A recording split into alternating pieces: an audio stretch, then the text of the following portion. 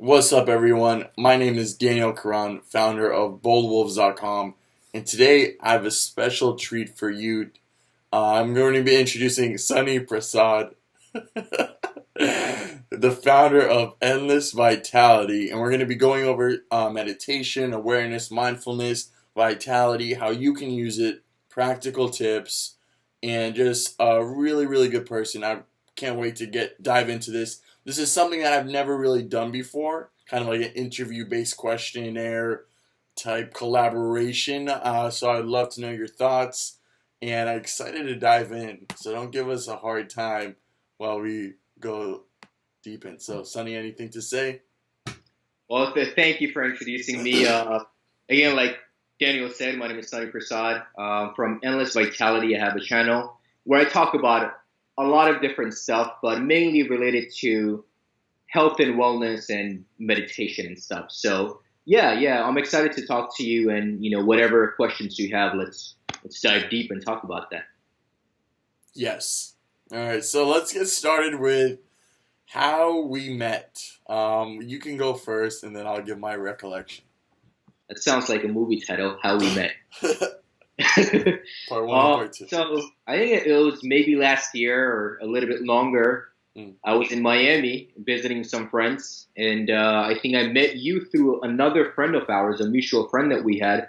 And I think the way I met you is, I was talking to him on the phone. We're both in Miami at this point, and he's like, "Hey man, I gotta introduce you to this guy. Like, you're gonna love talking to him because he's into a lot of the things that you're into.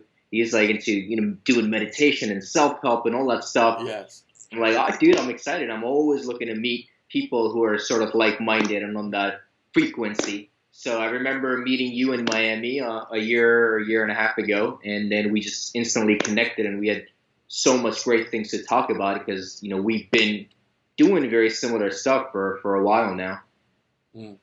Yeah, for sure. And then I remember we went out, had a good time. It was definitely good. Yeah, So, yeah. And I remember we only talked.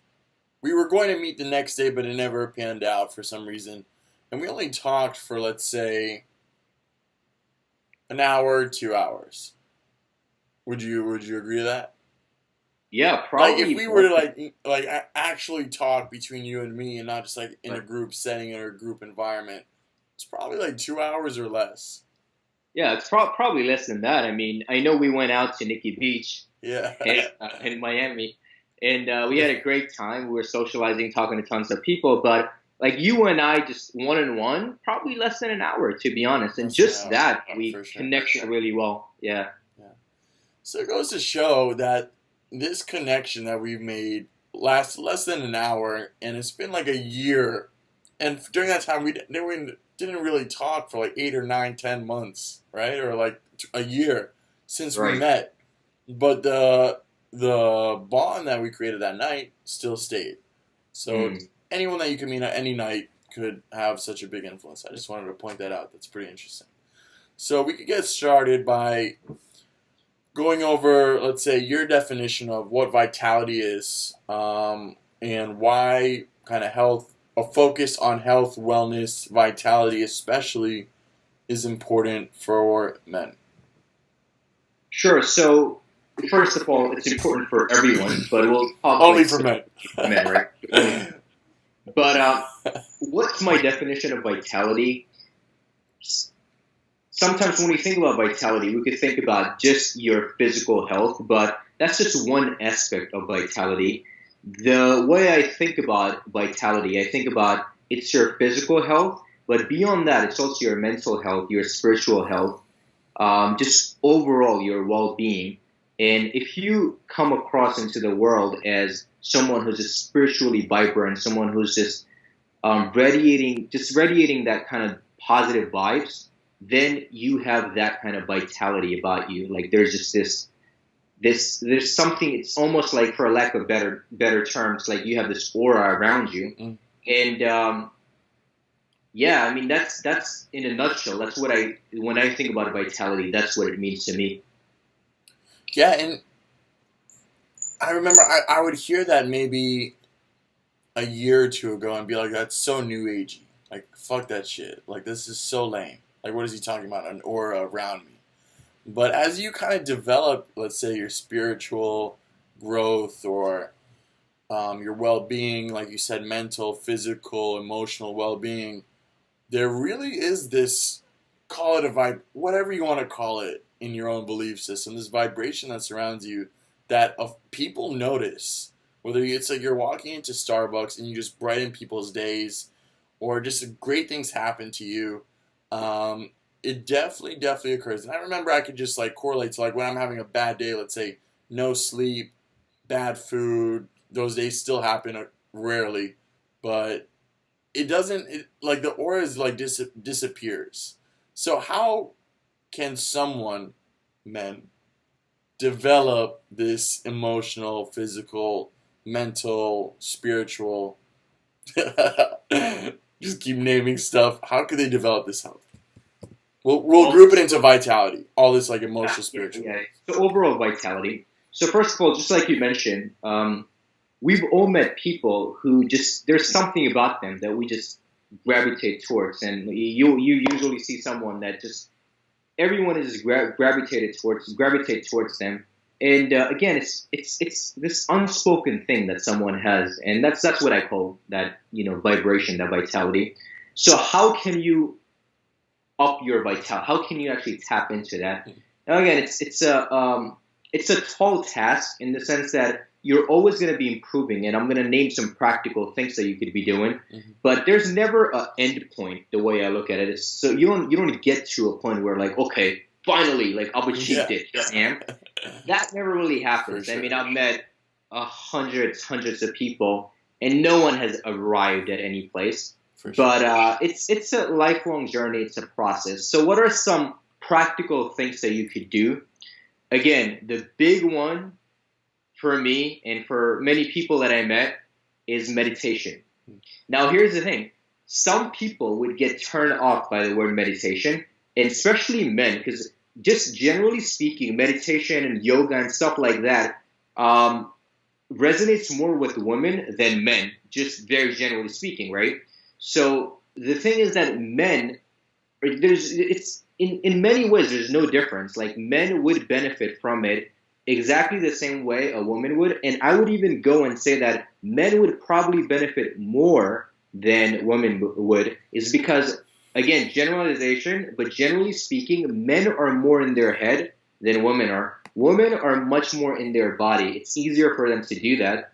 You could see, like, if you go out to a nightclub or anything, you could see women just moving and dancing, and they're just more in their body, where a man's just like, in their head all the time. For sure. And we've all been there. Yeah. So I think meditation is one big one. Besides that, I mean, other few things that I'm just going to throw out there that would really help men and people in general to kind of tap into that vitality are things like working out, physicality, any kind of workout, whatever you like doing. You could be lifting weights, you could be running, you could be doing yoga, any kind of workout. Beyond that, one other big one is the influences that you have in your life, the things that you're surrounding yourself with. I call that your energetic body. So you have like an energetic body that is taking in all this outside things that are coming in. So things like social media and what you're watching, what you're listening to, the people that you're hanging out with, whether you know it or not, all of that is affecting you. So yeah, just in a nutshell, those three things, I'd say meditation, physical activity, working out, gym, and then the kind of influences from day to day in your life. For sure. So I would say that there's maybe like three groups of people with a certain point of view, and this is just my first sense of from what you just said. From my own experience, there's three types of people. There's the people that are listening to this that already meditate on a daily basis. They've developed this practice. It wasn't necessarily hard, but they had a strong why behind it, and they've been able to develop. For me, it was never very difficult to start meditating. Once I got into the habit with different apps like Headspace, I started and I've continued for years ever since. So there's like that one group. I'd say the second group is they've heard about meditation and they're like, they know it's good. and it kind of goes into that part of their brain where it's like, I know it's good, but whatever. And there's this, I know it's good, but I don't actually do it, right? That's probably And then there's the people that are like, everyone's talking about it. It's becoming very mainstream. And personally, anything that becomes mainstream for me, and this is just, it's not right or wrong, but everything that becomes mainstream, I'm like, fuck that shit. I don't even like it anymore. Meditation is one of the few things that is extremely mainstream, and it's getting more and more popular with people like Oprah and everyone just talking about it. And I was just, and the more mainstream it gets, I think the better it is for society. So there's the people that look at it becoming mainstream, this like third group, and they're like, I don't even think it's that important. I know there's benefits and all this. There's like hundreds of benefits. Fuck all those benefits. It's not really that. I don't need to use it to be successful. I don't need to use it to achieve my goals. So would you agree with this kind of third group where is it mandatory in order to be an elite performer, a high performing individual, to meditate? Is it required? Yeah, that's a very good analysis and a very good question. So I completely agree with that three types of people. And that's not just with meditation, but with anything, right? Mm. So even if you take, for example, things like going to the gym regularly, there are people who know that the benefits of going to the gym regularly. They do that. They have a regular practice. They have a regular workout routine. Yes. And then there are people who know it's good for you, but just don't do it. And that's the majority in any kind of field. Yes. And then you have those people who just say, oh, well, it's, there's no point. Like, it's not that beneficial. Like, I got stuff to do and, I have more important things. And, that's what it is, right? So, okay. So the question is it helpful or is it even required to perform your optimal best? So let's kind of like look into this. First of all, the big thing about meditation, without even going into like this spiritual realm of meditation and all that stuff, like forget about all that. If you're a skeptic, great. I was a huge skeptic. Like back in the days when I first got into all this stuff, I was a huge skeptic. I didn't believe in anything. So just look at meditation as a very practical tool, a very, very practical stress relieving tool. That's it. Just look at meditation as a stress relieving tool. Now, we don't have to argue whether meditation is helpful in terms of relieving stress or not, because it's scientifically proven. There's been research done, it's documented, and anyone can go online and look for it. So meditation does help manage stress. Just a very quick story. The thing with stress is that most of us don't even know the amount of stress that we're carrying with us, like in our body, in our mind. We're just not aware of it. For sure. I remember maybe about 2 years ago, I went to see this holistic Ayurvedic doctor, and I've done some Ayurveda as like ancient medicine practice and stuff. So I go to see her, and at this point I'm pretty good at managing stress. I'm going to the gym regularly, I'm working out, and I'm doing a lot of stuff to really take care of myself, and I'm pretty good at managing stress. And I did not feel that I had a lot of stress in my life at that point, even though I had a very high intensity kind of lifestyle. I was doing a lot of stuff, but I didn't feel I had that much stress. So she kind of does her initial diagnosis and she, reads my pulse and does all that stuff. And then she looks at me and she's like, you have a lot of stress.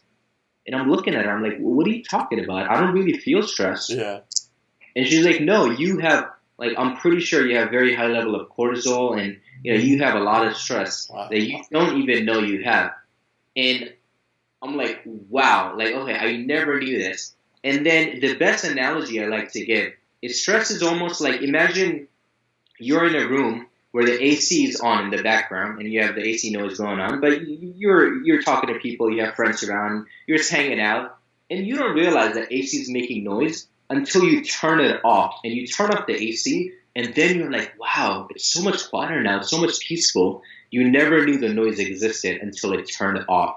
And stress is just like that. You don't know how much stress you're carrying around until you have some kind of stress relieving tool that you start using regularly, and then you start feeling just at ease and things just start getting better, and you realize how much stress you have and how much stress you were able to just let go. So yeah, I mean, we could talk more about stress, but even just that, if all you were doing is managing stress through meditation, it's definitely worth it. Definitely. That's a great point of view, I would say, for anyone that's maybe has some religious beliefs that are kind of like, I don't know, it kind of goes against my belief system or anything like that. Use it as a practical method to relieve stress. And this Yeah, lack of awareness. one thing I do want to add with this whole, religious belief thing Mhm. is that anything that's scientific is not, and I kind of understand where people come from when they try to relate some kind of religion to things like meditation or yoga. But the best thing I could say to anyone is, let's just say, for example, if meditation or yoga originated in some kind of culture, let's say in either Hindu tradition or Buddhist tradition, and it's labeled as like a Buddhist thing or a Hindu thing, it's almost the same as, let's say, if Thomas Edison invented light bulb, and people start saying the light bulb is Christian or something because Thomas Edison was Christian. Which I don't even know what he was, but I'm just saying if he He was, was then Buddhist. No, I'm people just kidding. No, was it? just kidding. So people start saying, "Oh, light bulbs, yeah, it's Christian. Like you shouldn't use it because it's Christian. You're not Christian." It's anything that's scientific is universal and it's for everyone. It has no religion behind it. So yeah, just my 2 cents on that. It's a careful ground to walk on because that's 100% true. But I mean, there's some types of meditation that uses visualization and idols, and we're not going to dive into that. That's for part two. Yeah. Um, you mentioned that you were a skeptic Hmm. in meditation. Could you kind of give us a bird's eye view of how you were a skeptic, and how what was your journey that led you onto teaching people how to de-stress their life? Mm. Yeah, absolutely. So this happened about maybe just about 10 years ago. I was still a very young kid at the time, and I didn't really like I questioned everything at that time. I had this kind of like a rebellious thing about me where I questioned anything like people would mention. I'm like, okay, well, if there's no proof, there's no evidence, it's not real, everything is questionable. But in retrospect, I was a lost child at the time. I was lost. I didn't know what was going on. I was just questioning things to question. But I mean, I was a lost kid, and I remember at the time I actually met this girl who was really into like yoga and meditation and stuff, and she was very mature for who she was at the time, and I guess she came into my life at the right time, and after a while, she's like, you're very like, I feel like you kind of suppress a lot of things and you're not expressing who you are. And I feel like you have this like chakras that are closed. And I'm like, what? Like, what are you talking about, right? Like, what Get out of chakra? here! Where? Show me the chakra. um, but one thing I did have going for me, even at that time, is that I was willing to try out new things. I'm like, what the hell? If it's not gonna hurt me, I'll try it out. So she mentioned to me that, hey, there's this thing called meditation that you could try, and it really helps you be more present to the moment. It helps you just express yourself more freely. Just, I would recommend you should try it out. And, I didn't think about it much at the time, but as time started going on, maybe like a few months after that, I started thinking about it and doing some research online about meditation and all that stuff. And long story short, what I ended up doing is, now keep in mind at this point, I had never meditated in my entire life. Mm. I had heard the word meditation. I didn't know what it was. I thought it's some kind of yoga posture, like you do some kind of posture, yoga, whatever. I didn't know what this thing was. But then I did some research. I heard, I found out about this, and she recommended that there's like 10-day residential program you could go to. It's called Vipassana for anyone out there, and you could just go in there, do it, and you're gonna notice the difference. It's terrible. So I just threw myself in there, man, like a boot camp of meditation for 10 days, brutal, intense. I'm like, all right, I'll just give it a shot. And again, long story short, like the first 3 or 4 days were so challenging for me. I had thoughts about quitting. I had thoughts about just leaving. Just to Just give, I've made other videos and I've written a little article on my experience also attending this 10-day boot camp.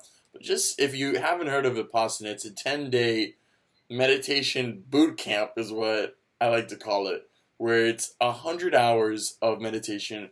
You don't have eye contact with another human being, pretty much. Everyone has their head down. There's no human interaction, and it's completely silent for 9.5 days, 10 days. yeah. But yeah, so Let's put it this way: like you're basically left with nothing but yourself. There's no distraction whatsoever. So even right now, if you're watching this video, you might have your cell phone in your hand. Like people do that. You're probably playing around with your cell phone right caught. now. Very, very, very likely. Okay. So we're constantly plugged in. There's so much distraction around us. Even for you, even for 5 or 10 minutes, for you to like get away from every type of distraction, no TV, no computers, no phones, nothing. That is torturing, man. And imagine 10 full days without anything. Like you check in your cell phone at the front desk when you're checking in. Everything is gone. You're left with yourself and with your thoughts. No communication. You're basically in noble silence, so no communication. Mm-hmm. It is brutal. So you went on this, you dived in, you did the thing that the number one meditation teacher in the world would be like, don't do that. You shouldn't do that. You should start slow. You're like, fuck that. I'm going to go compete in the Olympics. So you finish this 10-day boot camp, this serious 100 hours of meditation. What next? Right. So again, I wouldn't recommend someone jumping to a boot camp like that. But yeah. So what happened after I came out of it, or not even came out of it? Let's even like talk about towards the end of the course, maybe on the 9th or 10th day. The first few days, I really didn't feel much, and everything just I was just frustrated. Just even sitting down for 10, 11 hours a day, my back was hurting, my neck was hurting, and I just felt terrible. I felt miserable, but I just said, let's stick it out. Let's see what happens. So I remember maybe it was the 8th day or 9th day of me meditating. It was nothing too crazy, but I just felt this sense of peacefulness, as if all of a sudden there were these gaps between this crazy thoughts that I had. And I just felt really peaceful, very at ease in the world. And it is something that's very hard to describe. But even after the session that I had, and I remember I got up and I started walking, you're in the woods. So I'm walking in the woods at the time. And it was a feeling of as if like everything was great in the world. Everything was fine. As if you had no problems whatsoever. Yeah, it was, I mean, I've never done any kind of drugs, but I guess like that's kind of like somewhat like doing some type of drugs. I mean, especially like doing some kind of psychedelics. Not at that level, obviously, but that's what I would assume. And a lot of people have related psychedelics with meditation. So I had that feeling just for that, like maybe half a day, maybe even less than that, maybe like a quarter of a day. That feeling really left a sort of like, it was left in my memory. And after I left that whole retreat, I'd say just very practical things that happened to me for a while after that was that I became more conscious of my thoughts. So, for example, like we have about 80,000 thoughts in a day. And the funny thing about that is out of those 80,000 thoughts that we have, 99% of our thoughts are identical from day to day. 99% of our thoughts. Think about it for a second. Yeah, I heard that it's like 50 to 75,000 thoughts per day. And elite performers have like 5 to 15,000 thoughts a day because they're just solely focused on their path and their purpose. And and it's like 90 to 95% of the same thoughts as yesterday. So it's kind of like this rumination, like a cow eating the same grass over and over. Yeah, continue. Exactly. So yeah, you're having identical thoughts from day to day. So you know how they say if you change your thoughts, you change your life and all that stuff, which there's a lot of truth to it. So what meditation did was made me aware of the thoughts that I was having. And if you're not aware of something, you can never change it. But when you become aware of the thoughts that you're having, you start thinking about, why am I having this negative thought, or this is self-defeating, or I need to change this. So that was number one thing, was just being aware of my thoughts. Another thing I would say that happened immediately after that was also being aware of my emotions. So from day to day, we maybe feel two or three emotions. We go from maybe being frustrated to just feeling maybe happy to maybe feeling sad, or whatever emotions that we go out through day to day or week to week. Are you saying we only feel 3 emotions per day? I don't know the exact number. I feel like we feel 3 emotions maybe every 10 minutes or every 5 minutes. The funny thing is that there's about 2 to 3 emotions that we feel all the time. And let's say even if we feel like 4 emotions, 3 of them are probably negative, and just 1 would be positive. Like most of the time, we're feeling negative emotion more often than positive. For sure, yeah, I would agree that unless you're doing some type of work, or unless you're surrounded in nature or in an uplifting environment, it's highly likely that your default state, your default embodiment, your personality is negative. Yeah. For sure, for sure. But there's this one exercise that I always recommend new clients to kind of get this awareness of how there's such a wide range of feelings, for instance. And it's just set, let's say, 5 alarm clocks, and you could do this yourself. I don't know if you've ever experimented with this. Just set 5 alarm clocks per day. Let's say like 9, 1, 3, 5, 7. And bring a journal, and every time it's 9 a.m. or like 9 a.m. alarm clock strikes, you look at you kind of do like a body scan. What am I feeling right now? I'm feeling really happy. 9 a.m. You write down happy. 1, 3. Every time it's going to be different. And it's crazy. You could do this on like a 15-minute scale and realize how you're always feeling something different. And you're always reacting to this environment that you alluded to. And it's kind of shocking the amount of like roller coaster your body's actually going through, and you're not even aware of it. It's that air conditioning noise that's in the background that's so loud, and it's always changing, but you're not even aware of it. And if you just turned it down, it would be like, wow, silence feels good. So I could definitely relate to that. Yeah, for sure, man. And the thing about emotions is that emotions are fleeting, right? It's just like you mentioned, it's always changing.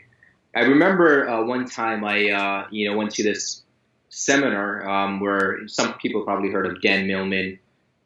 He was there, and I was talking to him, and he said that just came out with a new book, I think. Did it? Yeah, like 4 Purposes or something. Well, that's been around for a while. Oh yeah, but okay. He is writing a new book. But so I was talking to him, and he told me a story, which was funny. But basically, he was trying to emphasize the point that no matter what emotions you feel, it's gonna go away very soon. It's always fleeting. So he said one time I did this seminar and I rocked the crowd and everything was great. And this guy came up to me, he had a big smile on his face, and he's like, "Dan, you know what? I feel so inspired, Dan. I feel so inspired." And I just looked at him and I said, "Don't worry, it'll pass." It's the painful truth. It's true, right? Yeah. You could feel inspired today, but tomorrow, it's not guaranteed.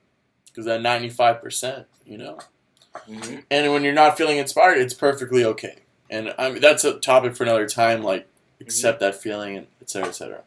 But the next thing I want, a common theme that I've noticed in anyone that's started meditating or has lived a life that has a lot of social media, like any man, or let's say any introverted man that has a very rich inner life with all these thoughts, the imagination running wild and everything, it might be difficult for them when they try to sit down sit down in a chair, close their eyes, no distractions, and realize that there's a billion thoughts, just like some people call it the monkey mind, but it's just like one thought after another thought after another thought after another thought. And it's just like anxiety pops up, all these mixed emotions that you become aware of. You become aware of the AC, and you're like, oh my God, that AC is so loud and I hate it. And then they can't meditate. what would you suggest for someone that's experiencing that or going through that right now? All right, great question. So before I answer that question, let me just talk a little bit about stress, right? Because it is related to stress, and a lot of things are. So we just need to kind of understand what stress is, so we can understand how meditation would help really like get all that out of our system. Okay, so first of all, the simple thing about stress is what people don't realize is that stress makes you stupid. Okay, and let's understand why.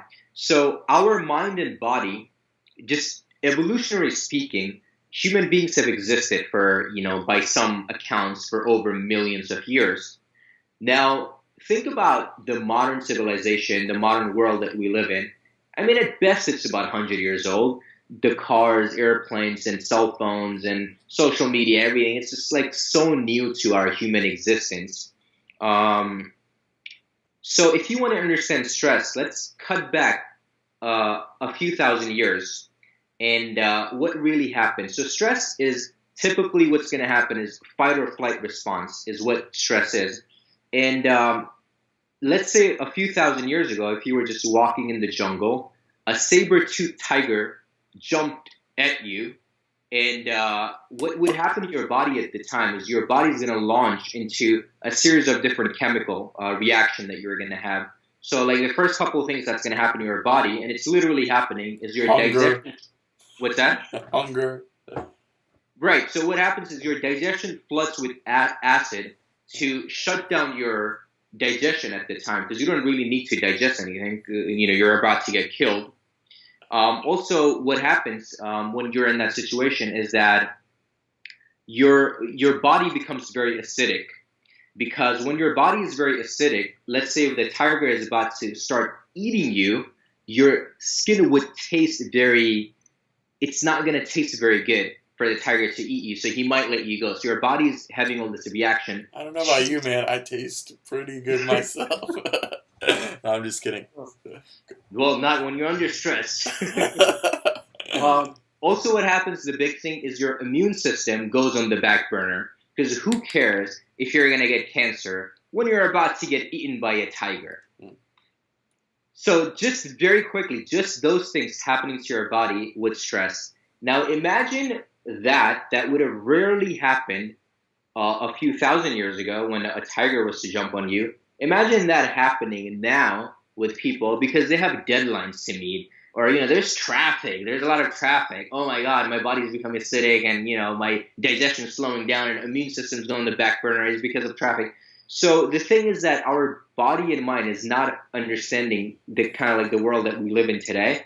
And you have to become aware of that, what stress is doing to you. And that's why it's very, very important that we understand that we need to manage stress. And so that being said, let's talk about the question that you asked, which is, if someone sits down and start meditating, they're going to have all these demons coming out of their mind because all of us have suppressed so much emotions and so much stuff that we've suppressed for years and years and years. And now we're sitting down and we're becoming aware and it's all coming out what to do. Okay. So first of all, that's why, just on a side note, it's important to have some kind of guidance when you first start meditating, especially if you seriously dive into meditation. It's important to have some kind of guidance, whether you have a meditation teacher or just a friend who's been meditating for a while, just to kind of help you out with your initial stages of meditation. And what if they don't? I'm sorry? What if they don't? They live in like a small town in Minnesota, barely have access to internet. They had to go to the library first thing in the morning because there's only 2 computers at their library. They sign in. It's only for 15 minutes. And then they watch this video 2 days in a row because it's more than 30 minutes. And there's people waiting to use the computer. For that guy. Right. So what I would say is you have to start small. Okay. Start with maybe like 10 minutes of guided meditation to begin with. And then go from there. But the first thing I would tell you straight up is don't be afraid of what's going to be coming out of you because those are going to be, let's just call detox symptoms. So, if you've ever done any kind of physical detox of like some kind of juice cleansing or any kind of fasting or anything, you would realize that you get headaches and your body aches and you have this other detox symptoms that are happening, right? What it's doing is it's purifying your body, it's cleansing your body. So what you're doing is you're purifying your mind and you're cleansing your mind. So when you go through that shitty time, when you have all this shitty emotions that are just coming to surface, stay with it. Stay with it. So that's like the first thing I'm going to say is if you could get a mentor or someone to guide you, great. If you cannot, that's totally fine. Start small. And when you have those negative feelings, don't be afraid of it and stay with it. For sure. Yeah, a lot comes to mind when you say that. From my own experience, I remember this, and this is just funny. There's this YouTube channel with Hot Ones. This is completely random, but it's the first thing that came to mind. I don't know if you've seen their videos. They interview people over hot wings in ascending order, from like not that hot to extremely hot, and they bring celebrities and everything. And as soon as the person being interviewed takes a bite, they ask him a question. So it's a pretty funny concept. And I remember there was this one of Gronkowski. He's like a tight end for the New England Patriots. And he's like the, huge football jock. And there was not much of value in that entire interview. I just watched it kind of on break or whatever. But there was just one golden nugget that stuck with me. And I don't remember exactly what it was. But it was pretty much, he had maybe 2 wings left and he couldn't handle it. It was something like that. He couldn't continue. And it was extremely difficult. Like, he didn't have the, let's say, natural capability to eat spicy food. Like me personally, I love spicy food, but I'll start sweating a lot, and it's hard for me. Gronkowski, the same thing.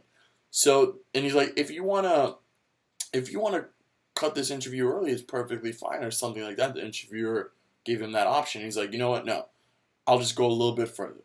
Like, I can continue it a little bit more. That, like, one more rep, that one more set in the gym, that whenever you're sitting down in meditation and you want to stand up, just do one more round where it's like, sit, let that feeling pass over, and it will. And then the next time you want to stand up, let that pass over. And then that third time, if you want to stand up again, stand up. That, like, one more time. Let that feeling pass over, and the next time that feeling passes over, you can stand up. Or when Gronkowski had that wings, like, no, I could do one more. When you want to quit, it's like, let me just go a little bit more. And that was probably the defining success principle, let's say, for his career. And I could definitely see this being applied to, let's say, meditation for someone having difficulty, for all these demons, as you call it, or like this detox process. I'll just go a little bit further. Start with 10 minutes. Start with 2 minutes. Start with a Vipassana 100-hour retreat if that's your thing. But you have to start somewhere, and you just have to increase it a little bit after that. So I definitely agree with you. That's a great point. As they say, that growth happens outside of your comfort zone. So for sure.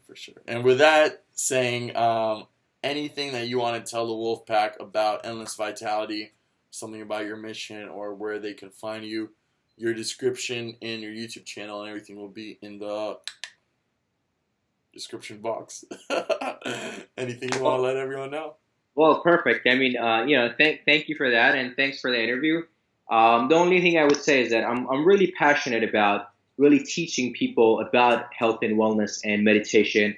And, we didn't go deep into it, but a lot of it is because of where I come from and the difference that I've seen in my life and in the life of a lot of people that I've worked with on a lot of deep cleansing and meditation and all that stuff. It makes a huge difference. I see it, and it's not just certain type of people, but everyone needs it to a certain degree, right? Everyone does. So I'm really passionate about teaching about these things. I'm really passionate about learning about this thing. That's why I'm always on this journey. It's a lifelong journey. I'm always learning. Where's the next book? Where's the next seminar? Who can I learn from? What can I learn? All these things. I'm always doing it, and I want to share it with the world. Check out my channel. You'd see, a lot of videos on different topics, but I'm always trying to bring my topic to kind of like just being present to the moment and the joy that you get out of that. So yeah, that's all I have to say. Thank you for doing the interview again, and then it was really fun. I know it's almost an hour. We thought maybe we'll talk about it for 20 minutes. We can go on Yeah, forever, and we didn't right? even go deep. So if any of this struck a chord with you, we barely touched the surface on this whole vitality, mindfulness, wellness, this whole area, this de-stressing the different parts of your life. So if any of this touched you in any way, anywhere, check him out. Great person, and there's a lot more value on his own channel. So I will be seeing you soon.